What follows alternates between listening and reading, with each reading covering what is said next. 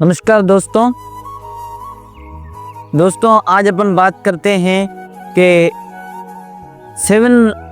7 औषधियाँ हैं, उनकी उत्पत्ति कैसे होती है। नमक है और दूसरे भी अन्य औषधियाँ हैं, उनकी उत्पत्ति कैसे होती है दोस्तों, उस विषय में आज अपन दोस्तों बात करेंगे।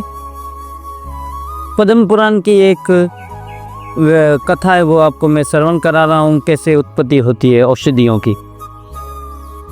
पुलस्त्य जी कहते हैं, राजन इसी प्रकार, जो पुलस्त्य ऋषि है वो पूछते हैं, इसी प्रकार एक दूसरा व्रत बतलाता हूँ जो समसित मनोचित फलों को देने वाला है। उसका नाम है सौभाग्य शहन। इसे पुराणों के वेदांत ही जानते हैं।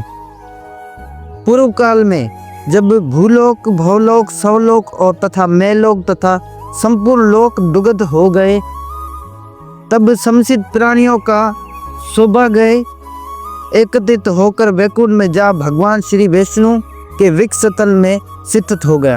वक्षस्थल दोस्तों बोलते हैं, जो घुटने हैं, घुटनों से ऊपर वक्षस्थल होते हैं। तदंतर दीर्घ काल के पश्चात जब पुनः सृष्टि रचना का समय आया, ये सारा सृष्टि प्रलय हो गया, फिर मतलब के सृष्टि रचने का प्रारंभ हुआ, तब प्रकृति और पुष्प से युक्त संपूर्ण लोकों के अहंकार से आवृत हो जाने पर श्री ब्रह्मा जी तथा भगवान श्री विष्णु में संप्रदा जागृत हुई।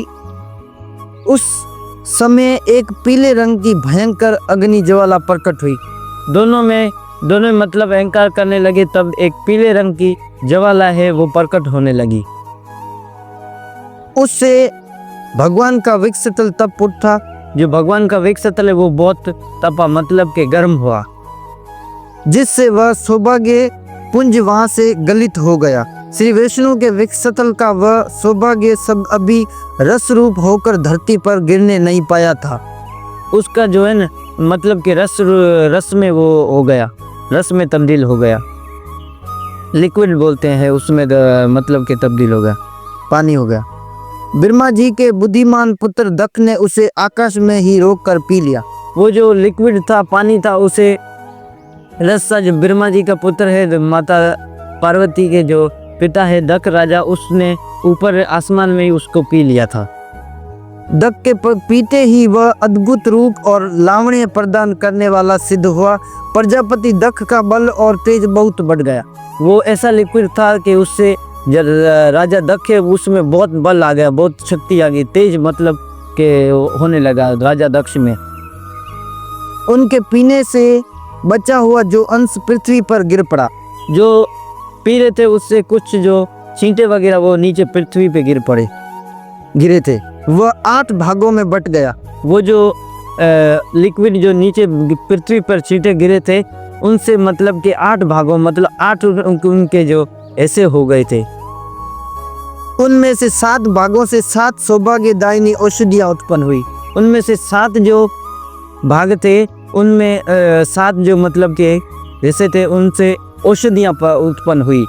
जो हकीम वगैरह है वो इस्तेमाल करते हैं, औषधियाँ बोलते हैं उन्हें, जिनके नाम इस प्रकार है। ईख,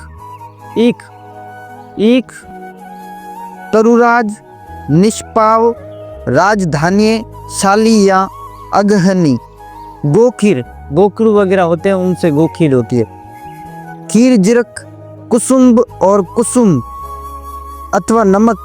जो नमक है वो सब्जी वगैरह हम डालते हैं तो उसका चेहरा जायका होता है, तो वो नमक, उसकी भी उत्पत्ति उससे, वो मतलब के औषधि ऐसे उत्पत्ति हुई थी नमक की भी। इन 8 की सौभाग्य संज्ञा कहते हैं। योग और ज्ञान के तत्व को जानने वाले ब्रह्मपुत्र दक्ष ने पूर्व काल में जिस सौभाग्य रस का पान किया था, उसके अंश से उन्हें सती नाम की वो जो रस था जिसे पान किया था राजा दक्ष ने, माता जो पार्वती है उनका जन्म होता है दक्ष राजा प्रजापति के घर में। एक कन्या उत्पन्न हुई। नील कमल के समान मनोहर शरीर वाली वह कन्या लोक में ललिता के नाम से भी प्रसिद्ध हुई। माता पार्वती है, उनका एक नाम है, उन्हें ललिता भी बोलते हैं। पिनाकधारी भगवान शंकर ने उस त्रिभुवन सुंदरी देवी के साथ विवाह किया। भगवान शिव शंकर महादेव उनसे उनका विवाह हुआ था। शोभा के रूप है वह भोग और मोग प्रदान करने वाली उनकी आराधना करके नर या नारी क्या नहीं प्राप्त कर सकता। उनकी आराधना मतलब पूजा करके क्या जो आप जो भी फल मांगो वो सब संपूर्ण आपके पूर्ण होंगे।